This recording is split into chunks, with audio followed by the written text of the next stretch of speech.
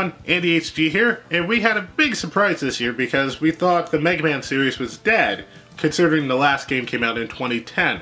But Capcom surprised us and we got Mega Man 11. But I'm not going to talk about this game just yet, but instead, I'm going to talk about one of the two games that got me into the Mega Man franchise. Or I should say the games that got me into the Classic Series, because the first Mega Man game I ever played was Mega Man X2. But for the original Jump and Shoot series, it was Mega Man 8 and Mega Man 7, which strangely came out in 1995 of all years. Considering the fact that the Mega Man X series has been going strong since 1993 on the same console, and considering the last Classic Series game, Mega Man 6, was released around the same time as Mega Man X, it makes me wonder what took them so long to jump into 16 bits.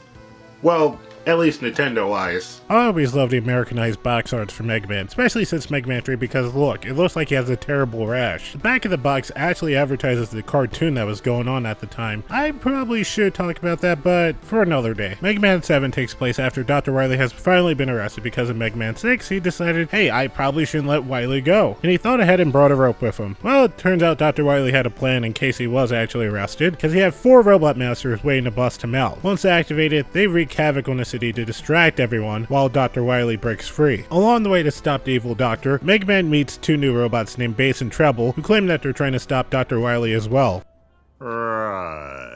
As you would expect, Mega Man defeats the Robot Masters and goes into Dr. Wily's fortress, where he defeats Bass and Treble who stole the blueprints for an upgrade to the Rush adapter, then takes down Dr. Wily again who tries to go peacefully, but Mega Man, remembering the last 6 games, charges his Buster at him, and only stops when Willy reminds him that robots cannot harm humans, with Rock stating he is more than a robot. The fortress collapses with Bass saving Wily, and Mega Man walking out epically to be greeted by his friends. It's a pretty basic Mega Man story, which honestly, after Mega Man 4 through 6, it's kind of a breath of fresh air, because since 4 there was always a fake out of who was the final boss. Well, I mean, I guess that's what Bass and Treble are for, but they were pretty obvious from the get-go. As far as gameplay goes, not much has changed from the previous games. Mega Man can jump, shoot, and slide. Though this game definitely takes a few pages from the Mega Man X series. This is the first Classic Series title to have an intro stage with a boss accompanying it. Honestly, I am surprised it took till the 7th game to do so. I think it's a nice way to get used to the gameplay before it tosses you into the main campaign. Also, this game encourages exploration as there's upgrades you can find throughout each stage. Some were hard to miss, and some of them I had to find with a guide. If you collect the Rush letters, Mega Man gets the Super Adapter, which is a fusion between the Rush Jet and Power Mega Man, which despite the lack of slide in this mode, I find it to be the most useful enhancement possible. Not only does it give extra airtime, but it gives a homing attack, which becomes even better with the Hyper Rocket upgrade. Rush Coil makes a return, which is useful for those E-Tanks, Rush letters, and screws, which I'll get into in a bit. The Rush Jet returns, but with the Super Adapter, it doesn't really feel all that useful, and I kind of forget I had it. Rush is also able to sniff and dig for some stuff, mostly useless stuff, and if you meet up with Proto Man in 3 locations, you can face him in a battle where he mostly relies on this Mega Man 3 battle plan. However, if you beat him, he rewards you with the Proto Shield, and personally, it's not really worth using by the time you get it. You can't use any weapon besides the Buster, and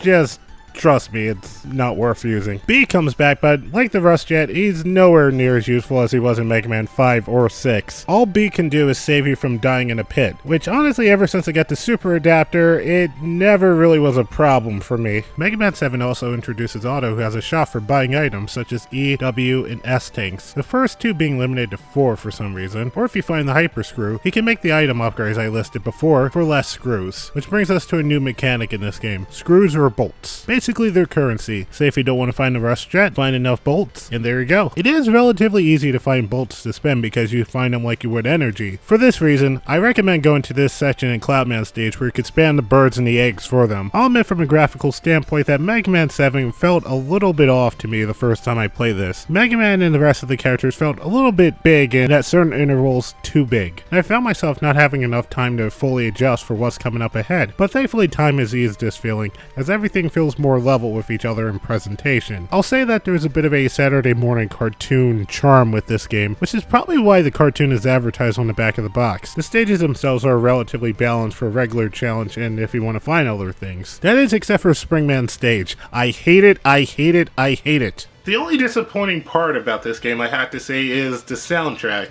Nothing really stuck out to me personally. I mean, there's a couple good songs in here, but Overall, it was kind of unremarkable. The Robot Masters this time around really aren't too hard or interesting, since most of them fall into the Spark Mandrill syndrome, where they will not put up a fight when you hit them with their main weakness. However, a couple of them did give me issues. Freeze Man's jumping pattern is just annoying to deal with even with the junk shield. I found Burst Man harder to beat with its weakness, since unlike the charge shot, the Freeze Cracker doesn't go through his danger apps. And Slash Man's pattern can be similar to Freeze Man by being unpredictable, but on top of that, he drops this red goop on you which prevents Mega Man from firing back, but enough of it can outright immobilize you. Most of the weapons are pretty useful during the game itself, though once you get to Super Adapter, you'll find yourself spoiled during the levels themselves. Really, the only weapon I didn't find any use for was the Flame Wheel. In the Wily stages, you face off against Base twice. Once solo, where he suffers from Proto Man syndrome as the challenge is the room layout. In the second fight, he uses a treble boost, which makes for an epic battle as you can take it to new heights. The other bosses include Gutsman with a brand new arm, and he's relatively easy to take out with the Slash Claw. This turtle boss who's weak against the Buster or the Wild Coil, and his babies who go out easy with the Slash Claw or Junk Shield. Then there's his Oni Mask boss who goes down with the Noise Crush, and I gotta admit, the first time playing this game, it drew me off. I know it's a Mega Man game, but how was I supposed to know the missiles could be used as platforms? Really, the only boss that gave me a hard time was the Wily fight. Not so much the first round, though when you're trying to slide under Wily, the mini skulls can really throw off your timing. But the Wily capsule boss can bite me. I've been told that the Freeze Cracker and a Charged Wild Coil are his weaknesses, though the Super Adapter worked just fine for me. The problem I have is the attack pattern of this thing. It shoots these elemental balls, which I feel is pure luck if you miss it or not. One of which can freeze Mega Man, letting him take extra damage from the lightning waves that hit the ground, a fireball that does protect him from the ground lightning, but it has burn damage, and an electrical orb that doesn't give any residual effect, but instead it hits hard. You'll definitely be using your E and S tanks in this battle for sure. Also, that's one thing I want to compliment about 7 compared to its predecessors. When you beat a Wily stage, you don't immediately enter another one. Instead, taking a page from the Mega Man X titles, you can go back to the stage select and restock on lives and tanks. Not that I thought the past games were too hard in that regard, but it's a welcome addition to get your bearings in between stages. And when it comes to one certain game, it's a bit of a godsend, but more about that another time. In the end, Mega Man 7 is definitely a hidden gem on the Super Nintendo for me.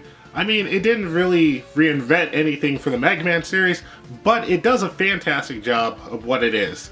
It's definitely Mega Man's leap onto the Super Nintendo.